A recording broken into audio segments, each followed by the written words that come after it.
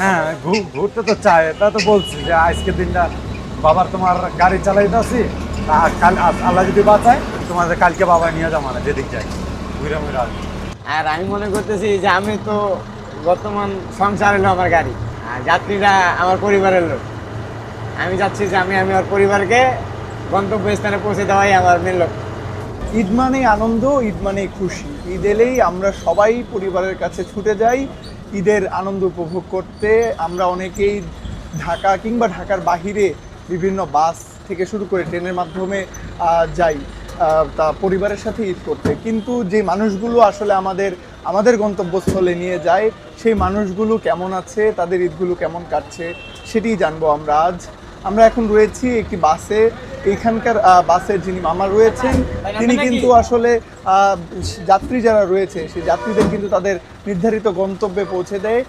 সেই মানুষটি কিন্তু আজ ঈদের দিনও কিন্তু রাস্তায় রয়েছেন এবং তিনি যাত্রীদের সেবা দিচ্ছেন। তার সাথে কথা বলবো কেমন কাটছে তার ঈদ।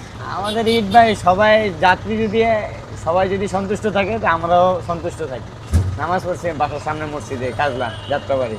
ঈদের বাসার সবার সঙ্গে দেখা সাক্ষাৎ করে ঈদ বোনাস বকশিস দিয়ে তারপরে বাসার থেকে বের হওয়া লাগছে। আলহামদুলিল্লাহ অনেক ভালো, অন্যান্য 10 জনের থেকে আমরা মনে করি আমরা ভালো আছি।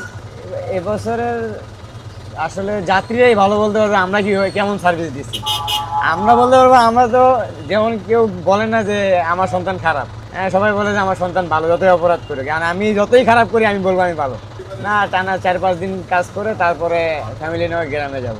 হ্যাঁ ঈদের দিনের আনন্দ সবাই মিলে ভোগ করার পরেই, মানে ঈদের দিন তো আর ওই আনন্দটা হয় না, বাসায় খাওয়া দাওয়া করে ঘুম টুম দিয়ে এই আনন্দ হয়, একসাথে থাকার চলাফেরা করা। আর আমি মনে করতেছি যে আমি তো বর্তমান সংসার হলো আমার গাড়ি, আর যাত্রীরা আমার পরিবারের লোক। আমি চাচ্ছি যে আমি আমার পরিবারকে গন্তব্যস্থানে পৌঁছে দেওয়াই আমার মেন লক্ষ্য। ঈদ আল্লাহর রহমত, আল্লাহ ভালোই নিতে আসে।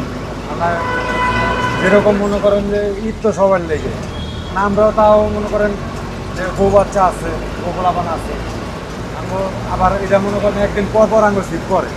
আমরা এই যেদিন বাসায় থাই, কালকে বাসায় ছিলাম আজকে চালাইতেছি, আর আঙ্গুর শীত পড়তে চালাইতে হবে, নাহলে কালকে আবার চালাইবো আর একদিন, তাতে আমি আবার পরশু দিনও হওয়া থাকি। এই কারণে 3 দিন ঈদ তো সবাই আইসি বাসাতে সেমাই টেমাই খাই একেবারে নামাজ পড়ে বাইরে গেছি। বাড়িতে কেউ নাই, বাড়িতে মনে করেন বাড়িতে যাওয়ার মতন কেউ নাই, এই কারণে যাই না। আছে শ্বশুর শাশুড়ি, আম্মা নাই, এই কারণে যে বাড়িতে রওনা নেই। আর আম্মা আব্বা থাকলে তো বাড়িতে যাওয়াই লাগে বছর একটা দিন, এই কারণে বাড়িতে যাওয়া হয়। হ্যাঁ, ঘুরতে তো চাই, তা তো বলছি যে আজকের দিনটা বাবার তোমার গাড়ি চালাইতে আসি, কাল আল্লাহ যদি বাঁচায় তোমাদের কালকে বাবা নিয়ে যাবো না যেদিক যাই ঘুরে মুড়ে আসবো।